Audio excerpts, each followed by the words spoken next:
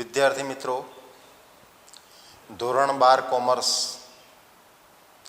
વિષય વાણિજ્ય વ્યવસ્થા અને સંચાલન, એમાં પહેલું પ્રકરણ સંચાલનનું સ્વરૂપ અને મહત્વ. એમાં આજે આપણે સંચાલનના કાર્ય વિસ્તારો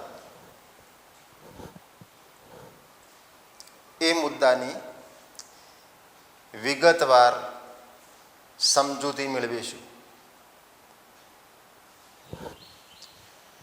સંચાલનના કાર્ય વિસ્તારો, તો આ કાર્ય વિસ્તારો કાર્યો પ્રમાણે નક્કી કરવામાં આવ્યા છે. સંચાલનના અગાઉ આપણે વિવિધ કાર્યો વિગતવાર સમજ્યા હતા. તે કાર્યોના આધારે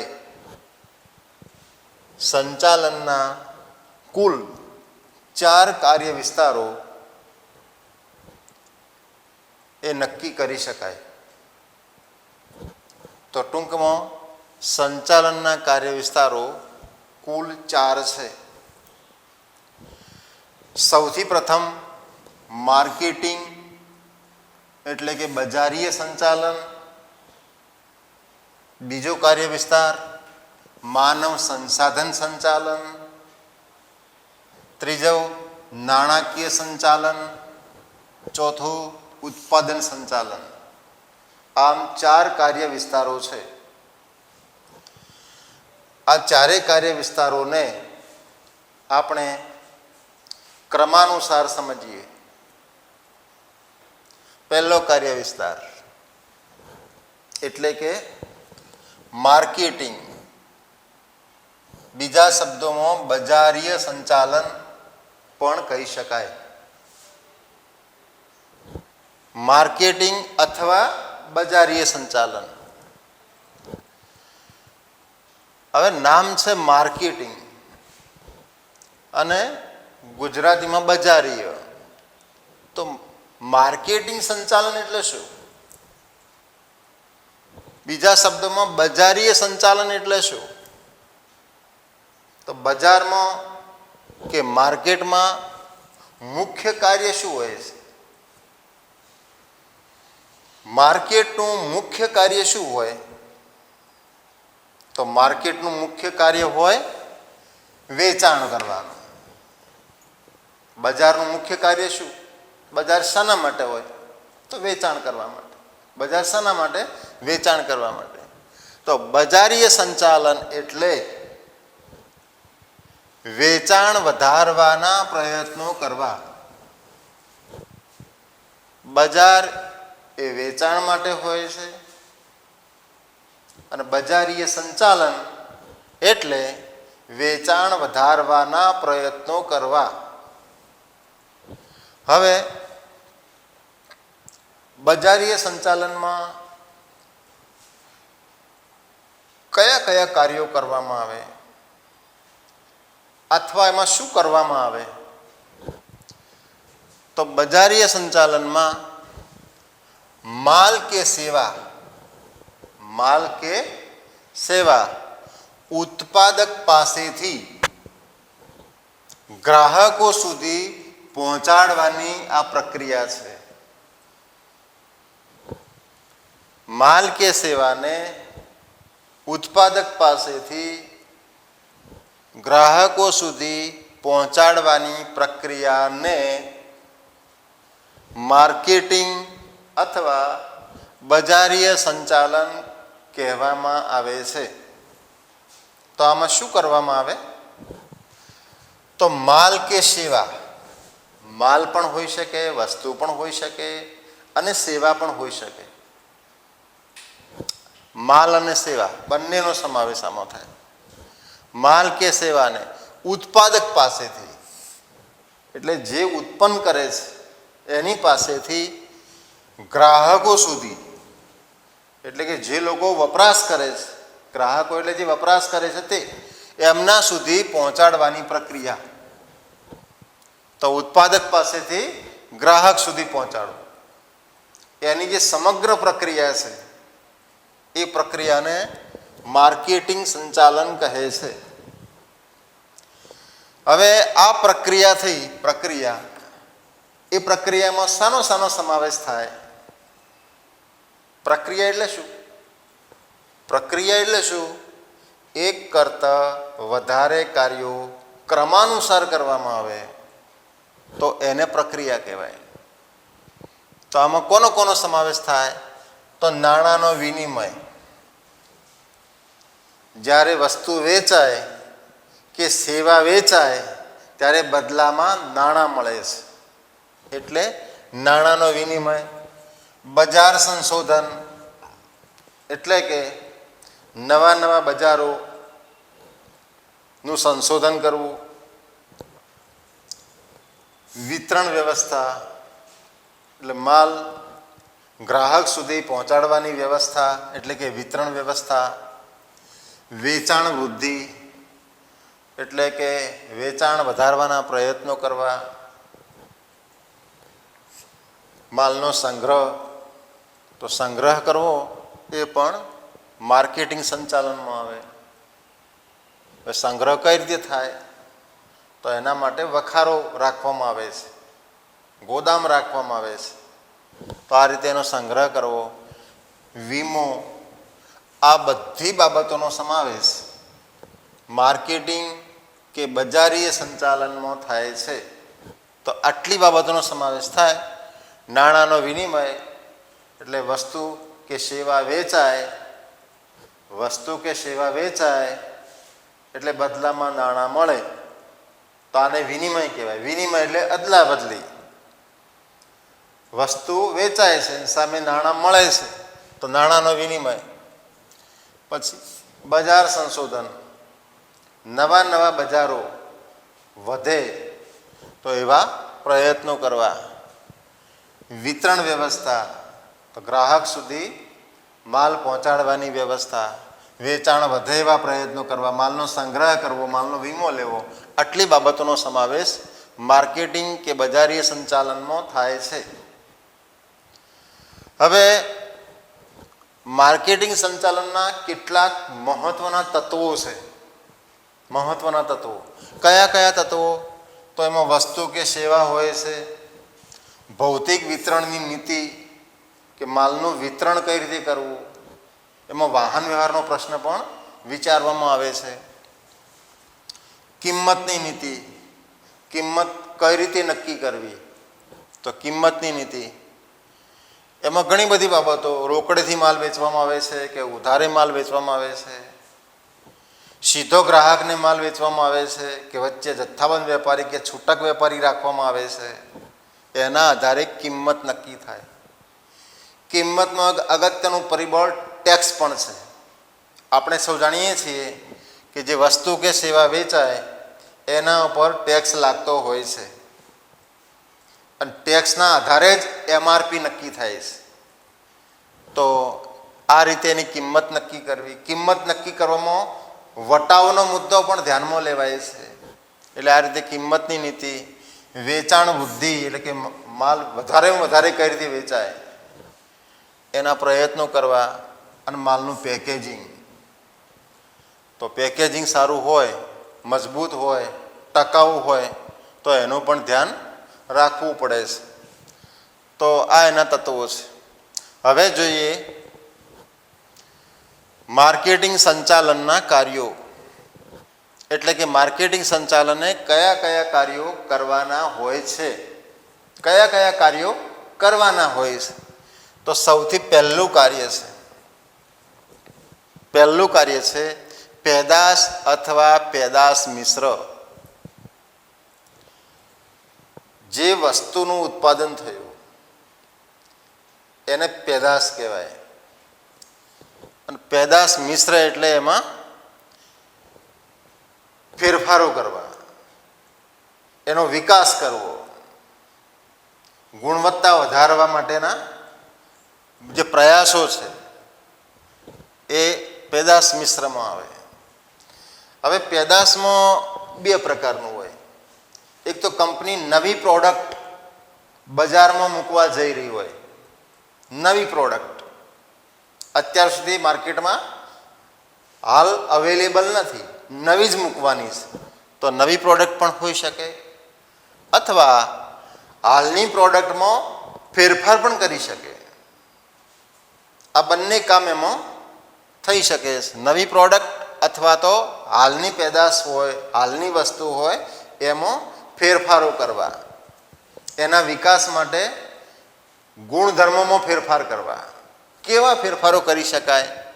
તો રૂપ, રંગ, કદ. ફળ ફળાદી હોય તો એમાં એનું રૂપ, રંગ, કદ બધું જોવાય છે. એના આધારે એની કિંમત નક્કી થાય છે. તો આ બધા પરિબળો ખૂબ જ મહત્વના છે અને લગભગ દરેક ક્ષેત્રમાં, દરેક ધંધામાં આ લાગુ પડે. જેમ કે રંગ,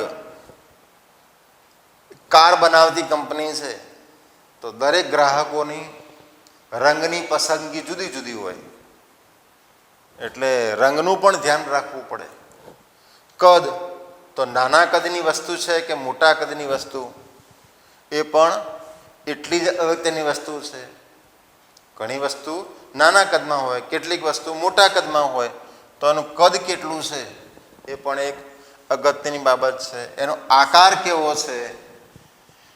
કાર હોય તો કારનો પણ આકાર મોડેલ પ્રમાણે અલગ અલગ હોઈ શકે અને એ પ્રમાણે ગ્રાહકોની પસંદગી પણ અલગ અલગ હોય. એટલે વધુને વધુ ગ્રાહકો આકર્ષવા હોય તો શું કરવું પડે? તો વિવિધ આકારવાળી વસ્તુઓ બજારમાં વેચવા માટે મૂકવી પડે, જેથી કરીને બધા પ્રકારના ગ્રાહકોને પસંદગીનો પૂરેપૂરો અવકાશ મળે. તો આકાર એ પણ એક મહત્વની બાબત છે. વજન, વસ્તુનું ઘણી વખત વજન પણ મહત્વની બાબત હોય છે. સાબુ હોય તો એમાં પણ 100 ગ્રામ હોય, 200 ગ્રામ, 300 ગ્રામ, તો આ પ્રમાણે એનું વજન.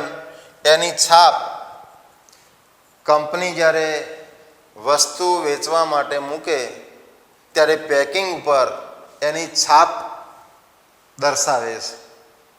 છાપમાં કેટલીક કંપનીઓ પોતાનું જ નામ લખે, કેટલીક કંપનીઓ છે ને પોતાનું જ નામ લખે.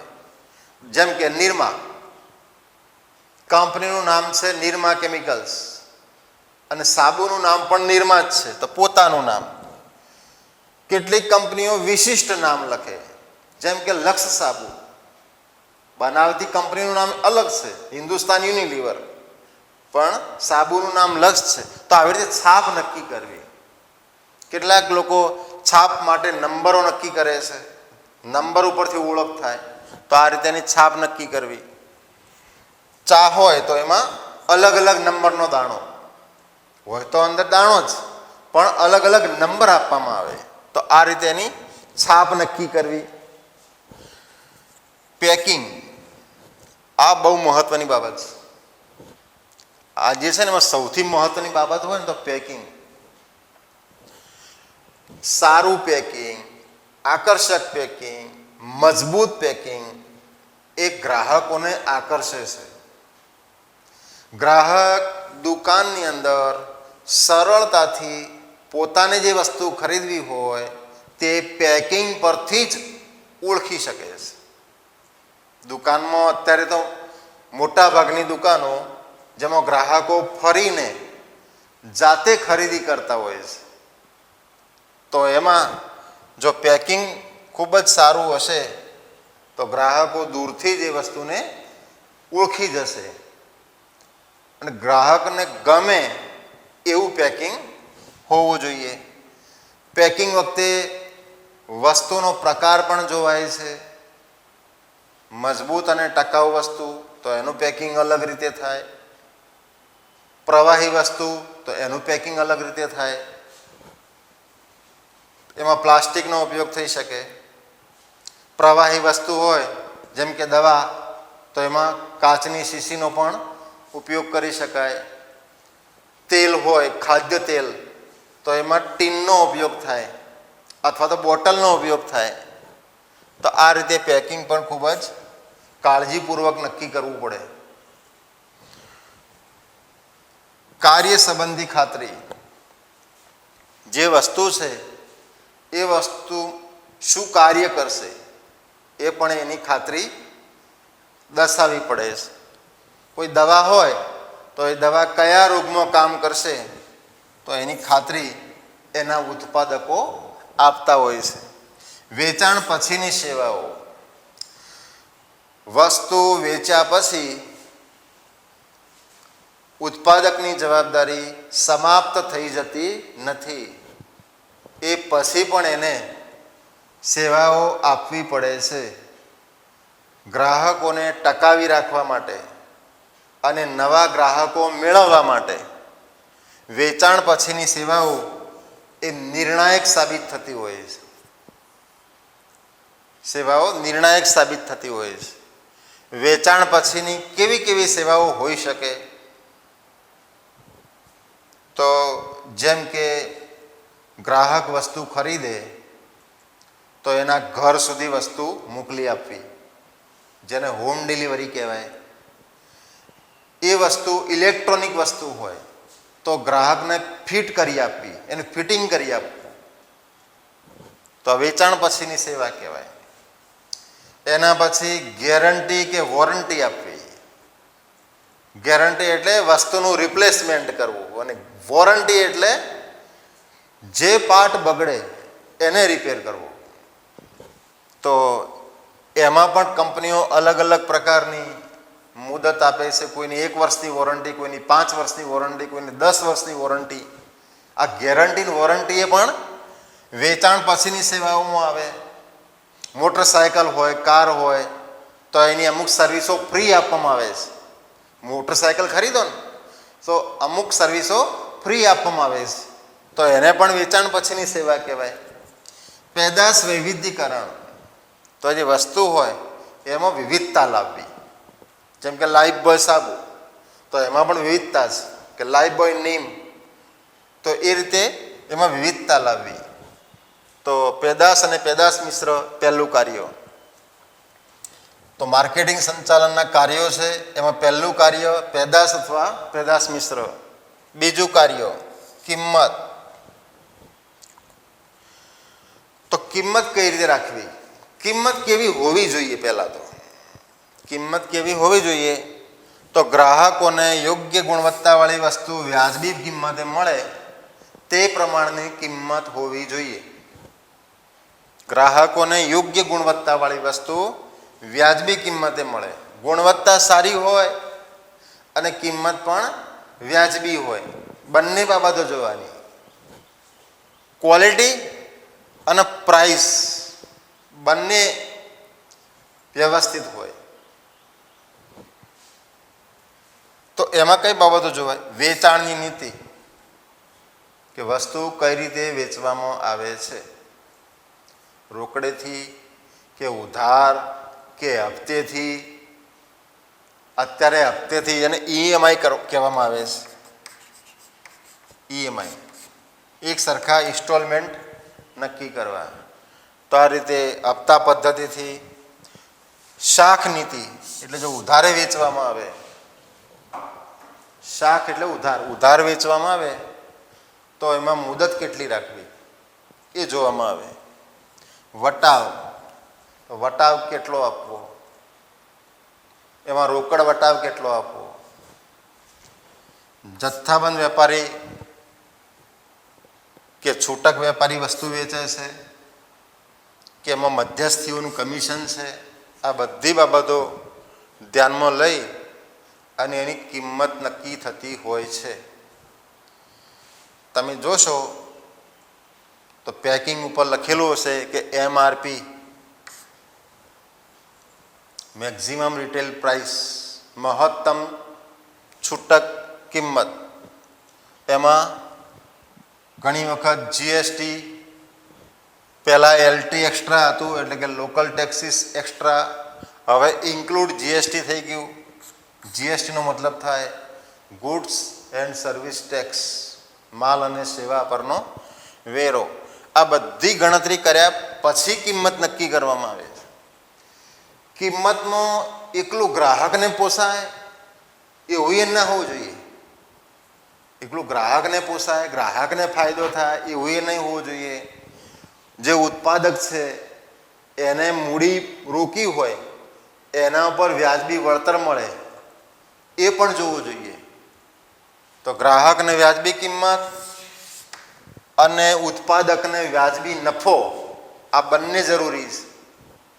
ઉત્પાદકને વ્યાજબી નફો મળે અને ગ્રાહકને વ્યાજબી કિંમતે વસ્તુ મળે, આ બંને બાબતો ધ્યાનમાં લેવામાં આવે છે. ત્રીજો મુદ્દો છે વિતરણ, એટલે કે માલ ગ્રાહકો સુધી પહોંચાડવો. તો અલગ અલગ રીતે વિતરણ કરી શકાય. પોતાની દુકાનો દ્વારા, ઘણી કંપનીઓ પોતાની દુકાનો દ્વારા વસ્તુ વેચે છે. જેમ કે બાટા શૂઝ કેટલાક જથ્થાબંધ વેપારીઓ દ્વારા, કેટલાક છૂટક વેપારીઓની મદદ લે છે, કેટલાક વળી એજન્ટોની મદદ લે. એમાં વાહન વ્યવહારના પ્રશ્નો પણ ધ્યાનમાં લેવાય છે. તો આ રીતે એનું વિતરણ ગોઠવવું એ માર્કેટિંગ કે બજારીય સંચાલનના કાર્યક્ષેત્રમાં આવે છે. 4. અભિવૃદ્ધિ. નામ તમે જુઓ, અભિવૃદ્ધિ. વૃદ્ધિ એટલે વધારો અને અભિવૃદ્ધિ એટલે નોંધપાત્ર વધારો. વૃદ્ધિ એટલે વધારો અને અભિવૃદ્ધિ એટલે નોંધપાત્ર વધારો. તો શાનો નોંધપાત્ર વધારો? વેચાણ વધારવાના. વેચાણ વધારવા માટે નોંધપાત્ર પ્રયત્નો કરવા. વેચાણ વધે એના માટે ખૂબ જ વધારે પ્રયત્નો કરવા એટલે અભિવૃદ્ધિ. એના માટે શું શું કરી શકાય? તો જાહેરાત આપી શકાય. સેલ્સમેનની પણ મદદ લઈ શકાય. સેલ્સમેનની મદદ લઈ શકાય. આમ તો જાહેરાત એ ખર્ચ છે. આમ જાહેરાત એ શું છે? ખર્ચ છે. પણ બીજા ખર્ચ જેવો નથી આ. કારણ કે જાહેરાત પાછળ જે ખર્ચ કરવામાં આવે, જાહેરાત પાછળ જે ખર્ચ થાય ને એનાથી શું થાય? જાહેરાતથી શું થાય? જાહેરાતથી વેચાણ વધે અને વેચાણ વધે એટલે નફો વધે. એટલે જાહેરાત પાછળ કરેલો ખર્ચ આમ જોવા જઈએ ને તો એ ખર્ચ ન કહેવાય પણ એને રોકાણ કહેવાય, જેનો લાંબા ગાળા સુધી કંપનીને કે ધંધાકીય એકમને ફાયદો મળ્યા કરે છે. એટલે જાહેરાત ખર્ચ થાય પણ લાંબા ગાળે એનાથી નફો વધે. જાહેરાતથી ખર્ચ થાય પણ એનાથી નફો વધે. નફો કઈ રીતે વધે? જાહેરાત કરવામાં આવે તો જાહેરાતથી શું થાય? ગ્રાહકો જુએ એટલે ગ્રાહકો ખરીદી કરે. ગ્રાહકો ખરીદી કરે એટલે કંપનીનું વેચાણ વધે. જાહેરાત ખર્ચ કરવાથી કંપનીનું વેચાણ વધે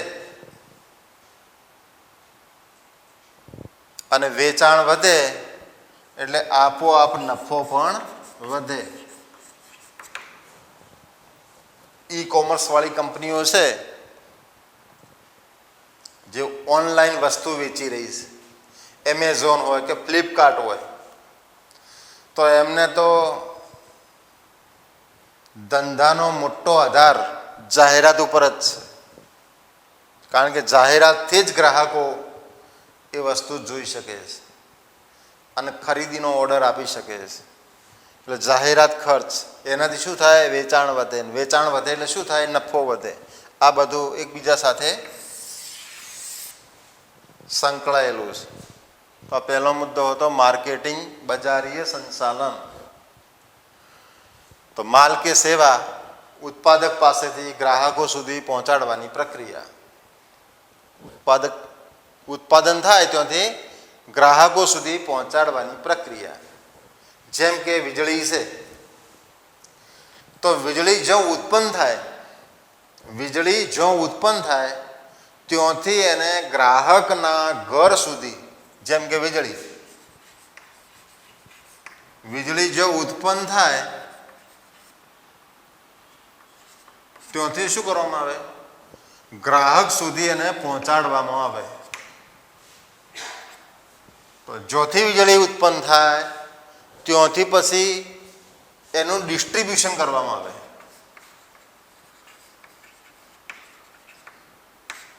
વિવિધ થાંભલા, વાયરો અને એની મદદથી છેલ્લે ગ્રાહકના ઘર સુધી પહોંચે. ઉત્પન્ન થાય એ જગ્યાએથી ડિસ્ટ્રીબ્યુશન દ્વારા આખું નેટવર્ક હોય છે, પોલ, વાયર, એની મદદથી ગ્રાહકના ઘર સુધી પહોંચાડવામાં આવે છે. એટલે આ જે પ્રક્રિયા થઈ એને માર્કેટિંગ કે બજારીય સંચાલન કહે છે. એમાં શું શું આવે? તો નાણાંનો વિનિમય, બજાર સંશોધન, વિતરણ વ્યવસ્થા, વેચાણ વૃદ્ધિ, સંગ્રહ, વીમો, જેની ચર્ચા આપણે અગાઉ કરી ચૂક્યા છીએ. એના મુખ્ય તત્વો તો 5 તત્વો છે, 1, 2, 3, 4 ને 5.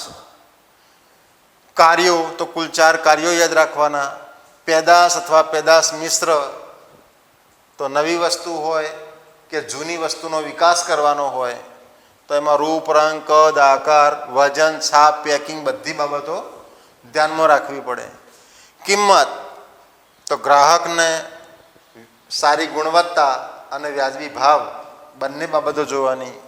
વિતરણ તો વિતરણ કંપની પોતાની રીતે નક્કી કરી શકે કે પોતાની દુકાનો દ્વારા વસ્તુ વેચવી છે કે જથ્થાબંધ વેપારીઓના મારફતે વેચવી છે કે છૂટક વેપારીઓ મારફતે કે કોઈ એજન્ટો મારફતે. એમાં વાહન વ્યવહારનો પ્રશ્ન પણ આવે, કારણ કે માલ ગ્રાહક સુધી પહોંચાડવા માટે વાહન વ્યવહારનું આખું નેટવર્ક ગોઠવવું પડે. અભિવૃદ્ધિ એટલે કે વેચાણ વધારવા માટે નોંધપાત્ર પ્રયત્નો કરવા. એમાં જાહેરાતની મદદ લઈ શકાય, સેલ્સમેનોની મદદ લઈ શકાય. એમનાથી ખર્ચ થાય પણ જાહેરાત અને સેલ્સમેનના કારણે વેચાણ વધે. વેચાણ વધે એટલે શું થાય? નફો પણ વધે. તો આ તો પહેલો કાર્ય વિસ્તાર. હવે આપણે જોઈએ બીજો કાર્ય વિસ્તાર, માનવ સંસાધન સંચાલન, હ્યુમન રિસોર્સ મેનેજમેન્ટ. આમ તો ધંધાની અંદર વિવિધ પ્રકારની મિલકતો હોય છે. જમીન, મકાન, યંત્રો, ફર્નિચર વગેરે જેવી ઘણી બધી મિલકતો હોય. સ્થિર મિલકતો, ચાલુ મિલકતો, અદ્રશ્ય મિલકતો, ઘણા બધા પ્રકારની મિલકતો હોય છે. પણ એમાં જે કર્મચારીઓ કામ કરી રહ્યા છે, ધંધાકીય એકમમાં જે કર્મચારીઓ કામ કરી રહ્યા છે તે કર્મચારીઓ પણ ધંધાકીય એકમની અમૂલ્ય મિલકત કહી શકાય. અમૂલ્ય મિલકત. બીજી મિલકતોની તો કિંમત પણ નક્કી કરી શકાય કે જમીન કે મકાન કે પ્લાન્ટ યંત્રો, પણ કર્મચારીઓ એ અમૂલ્ય મિલકત છે. અન્ય મિલકતો નિર્જીવ છે. એ મિલકતોનું જો જતન કરવામાં આવતું હોય તો આ તો સજીવ મિલકત છે. કર્મચારીઓ તો સજીવ મિલકત છે, ધંધાકીય એકમના હાથપગ ગણાય. એટલે એમની તો વિશેષ કાળજી લેવી પડે, એમનું ધ્યાન રાખવું, એમની માવજત કરવી, એમનું જતન કરવું. એટલે માનવ સંસાધન સંચાલન. માનવ સંસાધન સંચાલન એટલે શું? કર્મચારીઓની કાળજી રાખવી, એમની માવજત કરવી. એકમની સજીવ અને મૂલ્યવાન મિલકત છે. આપણે હાલ જ વાત કરી કે અમૂલ્ય મિલકત છે. એટલે એમનું જતન કઈ રીતે થાય, માવજત કઈ રીતે થાય, કાળજી કઈ રીતે રાખવાની? તો કર્મચારીઓમાં જુસ્સો વધે. જુસ્સો ટકાવવાનો, જુસ્સો ટકે અને જુસ્સો વધે. કર્મચારીઓ ધંધાકીય એકમ પ્રત્યે વફાદાર રહે. એવું વાતાવરણ ઊભું કરવું, જૂથ ભાવના, બધા વચ્ચે સહકારની ભાવના, સહકારનું વાતાવરણ ઊભું કરવું, સુમેળભર્યું વાતાવરણ રાખવું, એનું નામ માનવ સંસાધન સંચાલન. કાર્યક્ષમતામાં વધારો, દરેક કર્મચારીની કાર્યક્ષમતા વધે એના માટે પૂરતા પ્રયત્નો કરવા, તો આને માનવ સંસાધન સંચાલન કહી શકાય. એનો અર્થ અથવા વ્યાખ્યા આપવી હોય તો માનવ સંસાધન સંચાલન એટલે ધંધાકીય એકમમાં કામ કરતા કર્મચારીઓનું કૌશલ્ય, જ્ઞાન, બુદ્ધિ, ગમો અણગમો, વ્યક્તિગત વિકાસ, જરૂરિયાત વગેરે જેવી બાબતોને ધ્યાનમાં લઈ કંપનીના ઉદ્દેશો સાથે સાંકળી ધંધાને સફળતા તથા નફાકારકતાના માર્ગે લઈ જવાની સમગ્ર પ્રક્રિયા એટલે માનવ સંસાધન સંચાલન. અગાઉ આપણે જે ચર્ચા કરી એ જ બાબતો છે કે કર્મચારીઓનું કૌશલ્ય, એમનું જ્ઞાન જોવાનું, કૌશલ્ય અને જ્ઞાન હોય એ પ્રમાણે જ એમને કામ સોંપવું જોઈએ. જે પ્રમાણેની એમની આવડત હોય, એમનું જ્ઞાન હોય એ પ્રકારનું કામ એમને સોંપવું જોઈએ.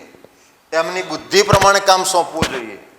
એમનો ગમો અણગમો, કઈ બાબતો એમને પસંદ છે ને કઈ પસંદ નથી એનું પણ સંચાલકોને ખબર હોવી જોઈએ, જ્ઞાન હોવું જોઈએ. વ્યક્તિગત વિકાસ, દરેક કર્મચારીનો વ્યક્તિગત વિકાસ થાય એનું ધ્યાન રાખવું, એની જરૂરિયાત જોવી. આ બધી બાબતો કે જેનાથી ઉદ્દેશો અને સફળતા અને નફાકારકતા સિદ્ધ કરી શકાય. એના લાક્ષણિકતાઓ જોઈએ. માનવ સંસાધન સંચાલનના લક્ષણો તો પહેલું, ભરતી, તાલીમ, બઢતી, દોરવણીનો સમાવેશ. કર્મચારીઓની યોગ્ય સંખ્યામાં અને યોગ્ય રીતે ભરતી કરવી, એમની તાલીમ આપવી, એમને બઢતી એટલે કે વર્તમાન હોદ્દા ઉપરથી સારા લાભવાળા હોદ્દા ઉપર મોકલવા, માર્ગદર્શન આપવું, આ બધો સમાવેશ માનવ સંસાધન સંચાલનમાં થાય છે. વ્યક્તિગત ધ્યેયને કંપનીના ધ્યેય સાથે સાંકળવું. કર્મચારીનું વ્યક્તિગત ધ્યેય અને કંપનીનું ધ્યેય બંનેને એકબીજા સાથે સાંકળવું. હવે કર્મચારીનું વ્યક્તિગત ધ્યેય શું હોય? ધંધાકીય એકમમાં કામ કરતો કર્મચારી શું અપેક્ષા રાખે? વિચારો, શું અપેક્ષા રાખે? તો એ અપેક્ષા રાખે કે એને સંતોષકારક પગાર મળે. હવે જો એ કર્મચારીને સંતોષકારક પગાર આપવામાં આવે, એની જીવન જરૂરિયાતોનો નિર્વાહ થાય એવો સંતોષકારક પગાર એને આપવામાં આવે તો એ કર્મચારી શું કરશે? કહો. સંતોષકારક પગાર મળે એટલે શું કરશે? નિશ્ચિત બની જશે. નિશ્ચિત બનશે, એકાગ્રતાથી કામ કરશે, એનો ઉત્સાહ વધશે, એનું કામ, એનું કાર્યક્ષમતા વધશે. અને કાર્યક્ષમતા વધશે એટલે શું થશે? ધંધાકીય એકમમાં ઉત્પાદન વધારે થશે, વેચાણ વધારે થશે, નફો વધારે થશે અને કંપનીની સદ્ધરતા પણ વધશે, કંપનીનો વિકાસ થશે. તો વ્યક્તિગત ધ્યેય શું હતું? પગારનું. કંપનીનો હેતુ શું હોય? કર્મચારી શું ઈચ્છે? કે પગાર મળે. કંપની શું ઈચ્છે? કે નફો થાય. કંપની શું ઈચ્છે? નફો થાય, સદ્ધરતા વધે, કંપનીનો વિકાસ થાય. તો આ સદ્ધરતા, વિકાસ, નફો, તો આ બંને ધ્યેયને સાંકળવા. કર્મચારી એવી ઈચ્છા રાખે પગાર વધે, કંપની એવી ઈચ્છા રાખે કે કંપનીની સદ્ધરતા વધે, કંપનીનો વિકાસ થાય. તો આ રીતે સારો પગાર આપો એટલે કર્મચારીનો ઉત્સાહ વધે, એની કાર્યક્ષમતા વધે, એનાથી વધારે ઉત્પાદન થાય, વધારે વેચાણ થાય, વધારે નફો મળે અને એના કારણે ધંધાકીય એકમનો વિકાસ થાય. એટલે આ રીતે વ્યક્તિગત ધ્યેયને કંપનીના ધ્યેય સાથે, જેમ કે પગાર, એને કયા સાથે સદ્ધરતા સાથે આ સાંકળવાનું કામ માનવ સંસાધન સંચાલનનું છે. 3, અમૂલ્ય મિલકત. અન્ય મિલકતોની તો કિંમત નક્કી કરી શકાય, જેમ કે જમીન મકાન, પણ કર્મચારીઓ માનવીનું મૂલ્ય નક્કી કરી શકાય નહીં, એટલે અમૂલ્ય મિલકત છે.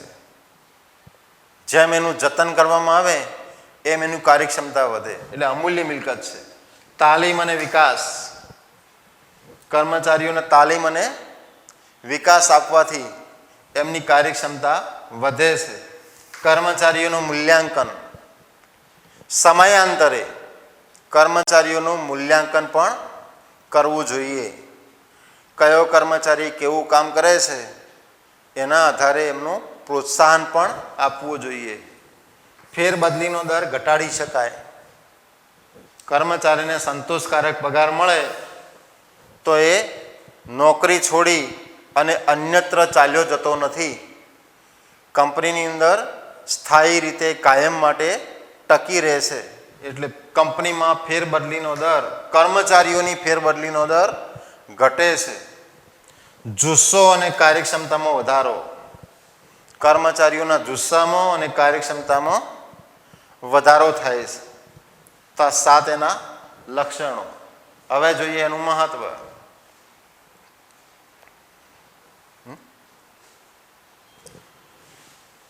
તો માનવ સંસાધન સંચાલનનું મહત્વ.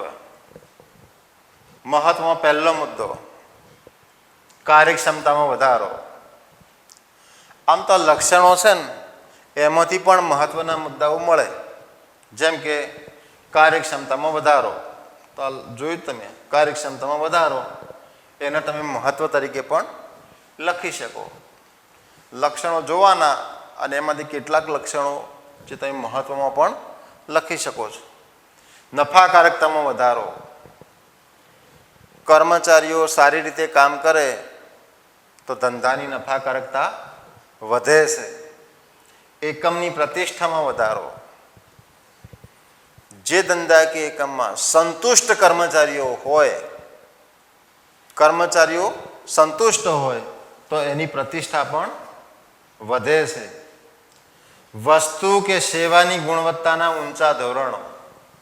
તો એનાથી જે વસ્તુ કે સેવા છે એ સારી ગુણવત્તાવાળી બનાવી શક્ય બને છે. જૂથ ભાવનાનો વિકાસ. કર્મચારીઓમાં જૂથ ભાવના વધે છે. ઉત્પાદનના સાધનોનો મહત્તમ ઉપયોગ. ઉત્પાદનના જે સાધનો છે, જમીન હોય, શ્રમ હોય, મૂડી હોય, તો એ બધા સાધનોનો મહત્તમ ઉપયોગ શક્ય બને છે. ફેરબદલી દરમાં ઘટાડો. એ અગાઉ આપણે લક્ષણોમાં જોયું હતું કે કર્મચારીઓને જોબ સેટિસ્ફેક્શન મળતું હોય તો નોકરી છોડવાનો કોઈ પ્રશ્ન રહેતો નથી. એટલે કર્મચારીઓના ફેરબદલી દરમાં ઘટાડો થાય છે. સંતોષમાં વધારો. કર્મચારીઓને જોબ સેટિસ્ફેક્શન મળે, કાર્ય કરવાનો સંતોષ મળે. તો આ રીતે આ 9 ફાયદા છે. 9 કાર્ય સંતોષ. તો આ એના લક્ષણો, આ એનું મહત્વ. માનવ સંસાધન સંચાલન એટલે કર્મચારીઓની કાળજી અને માવજત, સજીવ અને મૂલ્યવાન મિલકત, જુસ્સો, વફાદારી, જૂથ ભાવના, એનો અર્થ આપણે જોયો, લક્ષણો અને એનું મહત્વ. હવે ત્રીજો કાર્ય વિસ્તાર એટલે કે નાણાકીય સંચાલન. નાણાકીય સંચાલન એટલે શું? તો નાણાકીય સંચાલન એટલે નાણાં મેળવવા અને તેનો અસરકારક ઉપયોગ કરવો. નાણાંની પ્રાપ્તિ અને એનો ઉપયોગ, આ 2 બાબતો આવે. આમ જોવા જઈએ તો ધંધાની અંદર નાણું એ ખૂબ જ મહત્વનું સ્થાન ધરાવે છે. નાણું એ ખૂબ જ મહત્વનું સ્થાન ધરાવે છે. નાણું એ જીવનદાતા રક્ત સમાન છે. જેમ શરીરનું અસ્તિત્વ ટકાવી રાખવા માટે લોહીની જરૂર પડે, રક્તની જરૂર પડે, એમ ધંધાને ટકાવી રાખવા માટે પૂરતા પ્રમાણમાં નાણાંની જરૂર પડે. એટલે એને જીવનદાતા રક્ત સમાન ગણવામાં આવ્યું છે. જીવનમાં જેટલું લોહીનું મહત્ત્વ છે, જીવનમાં જેટલું લોહીનું મહત્ત્વ છે, રક્તનું મહત્ત્વ છે, તેટલું જ મહત્ત્વ ધંધામાં નાણાંનું છે. એક અર્થશાસ્ત્રી અને સંચાલન શાસ્ત્રી પણ એમને કહી શકાય, જી ક્રાઉથર, એમને એક વિધાન આપેલું કે યંત્રમાં ચક્રનું જે સ્થાન છે, યંત્રમાં ચક્રનું જે સ્થાન છે, વિજ્ઞાનમાં અગ્નિનું જે મહત્વ છે, રાજકારણમાં મતનું જે મહત્વ છે, તેવું જ મહત્વ ધંધામાં નાણાંનું છે. યંત્રમાં ચક્રનું જે સ્થાન છે, કોઈ પણ યંત્ર હોય ને તેમાં સૌથી મહત્વનો પાર્ટ હોય છે એનું ચક્ર. ઘડિયાળ હોય તો પણ એ ચક્રના લીધે સાચો સમય દર્શાવે. તો યંત્રમાં ચક્રનું જે સ્થાન છે, વિજ્ઞાનમાં અગ્નિનું જે મહત્વ છે, વિજ્ઞાનની જેટલી પણ શોધો થઈ એમાં સૌથી મહત્વની શોધ હોય તો તે છે અગ્નિની શોધ. અગ્નિ એ વિકાસ અને વિનાશ બંને માટે એની જરૂર પડે છે. રાજકારણમાં મતનું જે મહત્વ છે, રાજકારણમાં ઘણી વખત એક એક મતથી હાર કે જીતનું પરિણામ નક્કી થતું હોય છે, તેવું જ મહત્વ ધંધામાં નાણાંનું છે. જી ક્રાઉથરના શબ્દો. એટલે નાણું એ ખૂબ જ મહત્વનું છે. ધંધામાં ધંધાની સ્થાપનાથી માંડી વિકાસ કરવો હોય, વિસ્તરણ કરવો હોય કે આધુનિકરણ કરવું હોય, દરેક સમયે દરેક તબક્કે નાણાંની જરૂર પડે. હવે નાણાકીય સંચાલન એટલે શું? તો નાણાકીય સંચાલન એટલે નાણાંના કાર્યનું સંચાલન. નાણાંના કાર્યનું સંચાલન. નાણાકીય સંચાલન એટલે નાણાં કાર્યનું સંચાલન. હવે પ્રશ્ન થાય કે નાણાં કાર્ય એટલે શું? નાણાં કાર્ય એટલે શું? તો નાણાં કાર્ય એટલે નાણાં મેળવવા અને એનો ઉપયોગ કરવો. બે બાબતો આવે. નાણાં મેળવવા અને એનો ઉપયોગ કરવો. મેળવવા એટલે શું? મેળવવા એટલે કે ઓછામાં ઓછા ખર્ચે મેળવવા. ખાલી નાણાં મેળવવા એ પૂરતો નથી, પણ ઓછામાં ઓછા ખર્ચે મેળવવા અને ઉપયોગ કરવો એટલે એને કરકસરપૂર્વક ઉપયોગ કરવો, અસરકારક ઉપયોગ કરવો. તો એને નાણાકીય સંચાલન કહેવાય. ઓછામાં ઓછા ખર્ચે મેળવવા અને કરકસરપૂર્વક એનો ઉપયોગ કરવો. આ બે બાબતો એ નાણાકીય સંચાલનમાં આવે. પ્રાપ્તિ અને ઉપયોગ.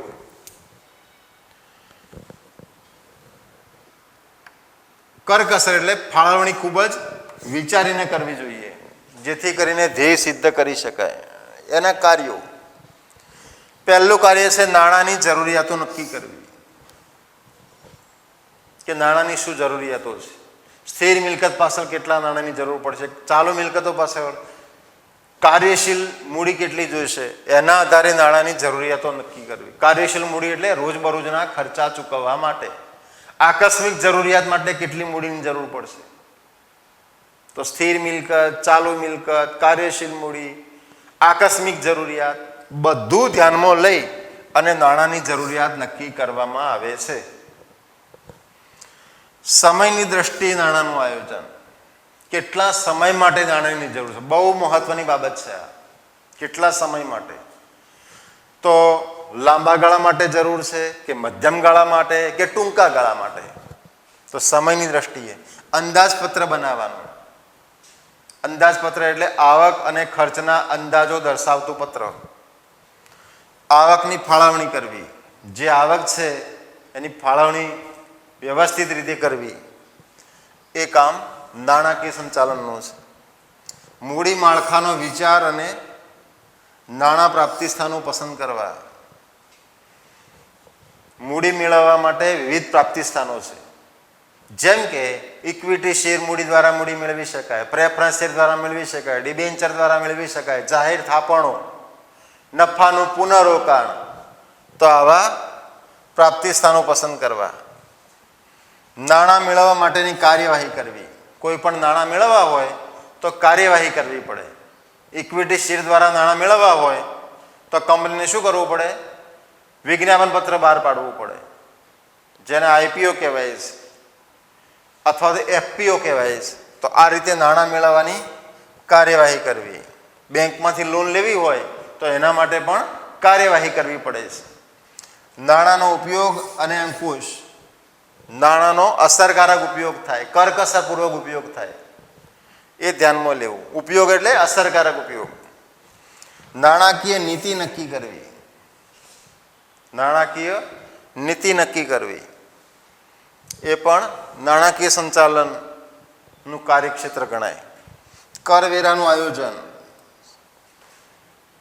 સરકારને જે કરવેરા ચૂકવવાના હોય એનું આયોજન નાણાકીય સંચાલન કરે. અને અસ્કયામતોની વ્યવસ્થા એટલે કે મિલકતોની વ્યવસ્થા કરવી એ પણ નાણાકીય સંચાલન. તો આ 3 કાર્ય વિસ્તારો થયા. ખૂબ જ મહત્વ છે.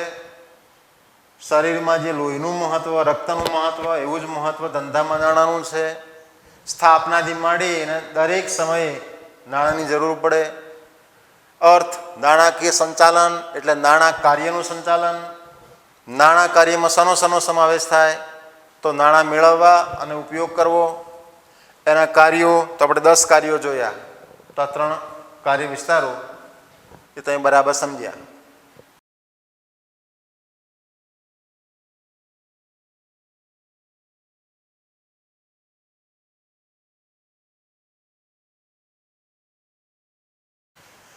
સંચાલનના કાર્ય વિસ્તારો પૈકી ચોથો કાર્ય વિસ્તાર છે ઉત્પાદન સંચાલન. હવે ઉત્પાદન સંચાલન એટલે શું? પહેલાં તો ઉત્પાદન કોને કહેવાય? આપણે 11મામાં ઉદ્યોગની વ્યાખ્યા શીખ્યા હતા. તો ઉત્પાદન એટલે શું? તો ઉદ્યોગ કુદરતમાંથી પ્રાપ્ત થતા કાચા માલ સામાન ઉપર માનવ પ્રયાસો દ્વારા વપરાશ યોગ્ય વસ્તુઓ બનાવવી એટલે ઉત્પાદન.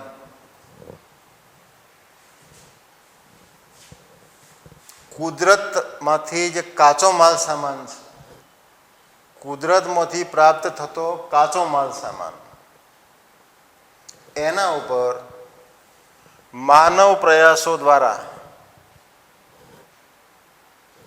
વપરાશ યોગ્ય વસ્તુ બનાવવી. બરાબર સમજજો. કુદરતમાંથી પ્રાપ્ત થતો કાચો માલ સામાન, જેમ કે જંગલમાં વૃક્ષોનું લાકડું, જંગલમાં વૃક્ષોનું લાકડું. તો લાકડું એ કુદરતમાંથી પ્રાપ્ત થાય છે. વૃક્ષોનું લાકડું એ કુદરતમાંથી પ્રાપ્ત થાય છે. એના ઉપર માનવ પ્રયાસો એટલે કે કારીગર, સુથાર એમાંથી ફર્નિચર બનાવે.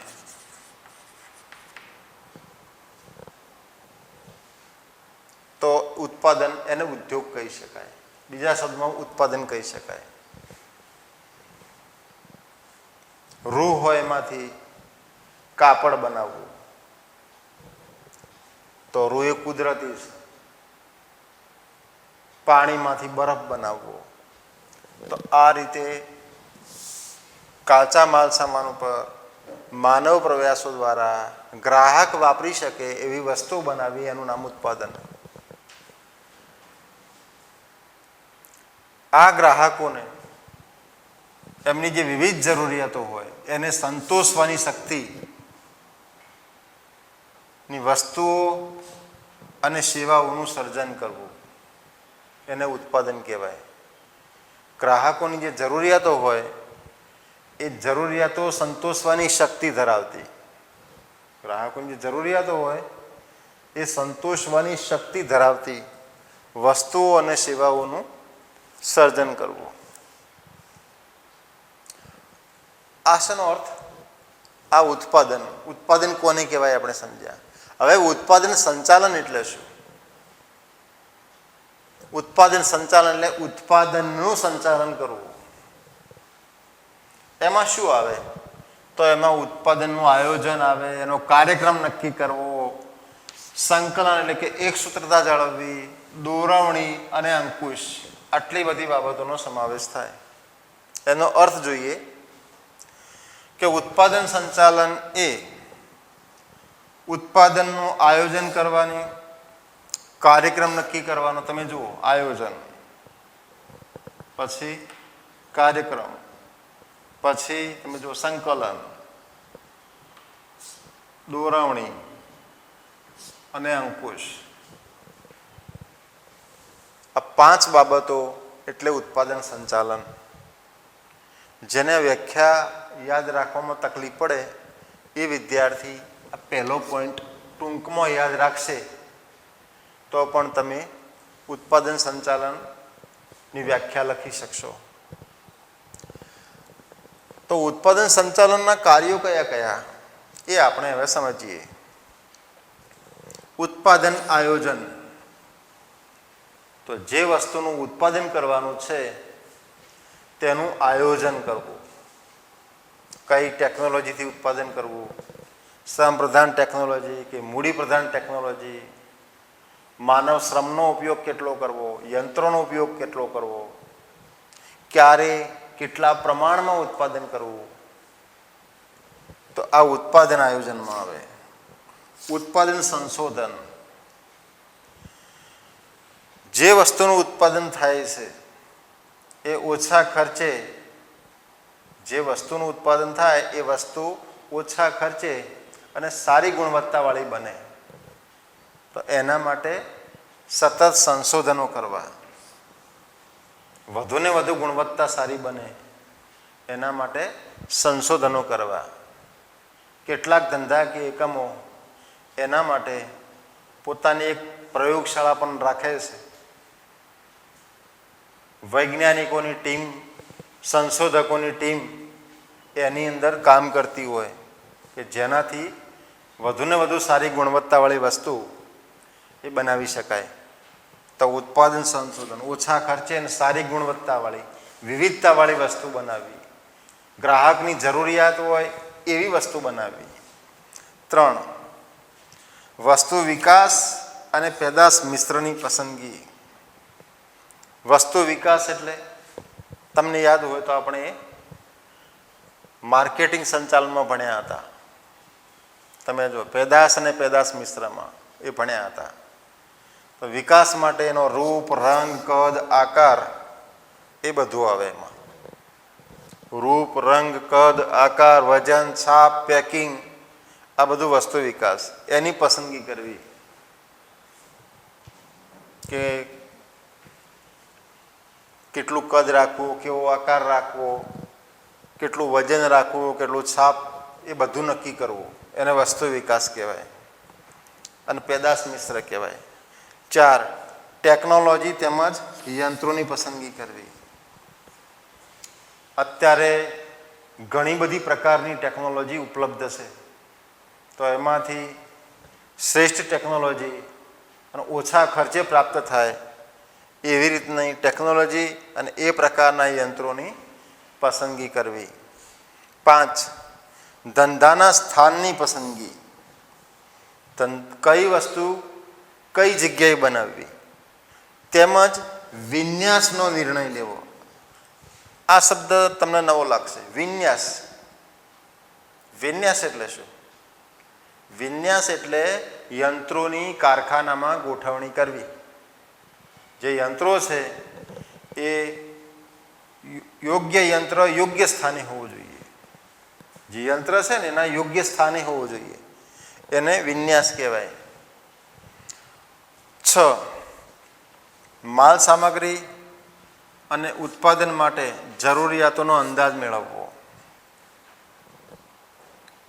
જે માલ સામગ્રીનું ઉત્પાદન કરવાનું હોય તો એમાં ગ્રાહકોની જરૂરિયાતોનો અંદાજ મેળવવો અને એ પ્રકારે વસ્તુનું ઉત્પાદન કરવું. ઉત્પાદન અંકુશ રાખવું. જે ધંધાનું ઉત્પાદન થઈ રહ્યું છે એના ઉપર અંકુશ રાખવું. કેવો અંકુશ? સાધનોનો શ્રેષ્ઠ ઉપયોગ થાય, ઓછા ખર્ચે ઉત્પાદન થાય, એટલે ખર્ચ ઉપર પણ અંકુશ રાખવો. કોસ્ટ કંટ્રોલ કહેવાય. ગુણવત્તા પર અંકુશ રાખવો. આ તો બહુ મહત્વની વસ્તુ છે. ધંધાકીય પ્રોડક્ટની સફળતાનો મોટો આધાર એની ગુણવત્તા ઉપર છે. એટલે ગુણવત્તાની જાળવણી થાય. એટલે એના માટે ક્વોલિટી કંટ્રોલ, ગુણવત્તા ઉપર અંકુશ બહુ જરૂરી છે, અત્યંત જરૂરી છે. જો ગુણવત્તા સારી હશે તો જ ગ્રાહકો એને પસંદ કરશે, તો જ ગ્રાહકોને સંતોષ થશે. એટલે ગુણવત્તા અંકુશ જાળવવો. પડતર અંકુશ તેમજ ઉત્પાદકતાની જાળવણી. પડતર એટલે ખર્ચ ઉપર અંકુશ રાખવો, કરકસર કરવી, બિનજરૂરી ખર્ચા ના કરવા, અને પડતર અંકુશ કહેવાય. કારણ કે પડતર એટલે ખર્ચને અને નફા સાથે સીધો સંબંધ છે. જેટલો ખર્ચ ઓછો થાય એટલે શું થાય? નફો વધે. ખર્ચ ઘટે એટલે નફો વધે. એટલે ખર્ચ ઘટે એના માટે પ્રયત્નો કરવા જોઈએ, જેથી કરીને કોમ્પિટિશનમાં સ્પર્ધકો છે એની સાથે હરીફાઈ કરી અને વ્યાજબી કિંમતે વસ્તુ વેચી શકાય. એના પછી ઉત્પાદનમાં વૈવિધ્યીકરણ અને સરળીકરણ દાખલ કરવું. જે ઉત્પાદન કરવામાં આવે છે એમાં વિવિધતા લાવવી અને એમાં સરળીકરણ લાવવું, જેથી કામદારો પણ સમજી શકે. તો આમ કુલ આપણે આ 4 કાર્ય વિસ્તારો જોયા. ઉત્પાદન સંચાલન, એમાં ઉત્પાદન, કુદરત પાસેથી જે કાચો માલ સામાન મળે, કુદરતી સંપત્તિ જેને કહેવાય, અને બીજા શબ્દોમાં કહો તો કુદરતી સંપત્તિ ઉપર પ્રક્રિયા કરી વપરાશ યોગ્ય વસ્તુ બનાવવી, એનું નામ ઉત્પાદન. અને ઉત્પાદન સંચાલન એટલે એમાં બધું આવી જાય: આયોજન, કાર્યક્રમ, સંકલન, દોરવણી, અંકુશ. એના આપણે આ 10 કાર્યો જોયા. આની સાથે જ આપણું વાણિજ્ય વ્યવસ્થા સંચાલનનું પહેલું પ્રકરણ જે 10 ગુણનું છે એ પૂરું થાય છે. વિદ્યાર્થી મિત્રો, એના સ્વાધ્યાયના બધા જ પ્રશ્નો તમે તૈયાર કરશો. બોર્ડની પરીક્ષામાં એક લીટી અને દરેક પ્રશ્ન એ ખૂબ જ મહત્ત્વનો હોય છે. એટલે કોઈ વાક્ય રહી ન જાય, કોઈ મુદ્દો રહી ન જાય, એ પ્રમાણે સંપૂર્ણ તૈયારી કરી અને સ્વાધ્યાયના પ્રશ્નો છે પાઠ્યપુસ્તકની પાછળ આપેલા, એ ઘરે જઈને તમે ઘરે બેસીને સારી રીતે વાંચશો, તૈયાર કરશો અને ચોપડાના સ્વાધ્યાયમાં લખશો.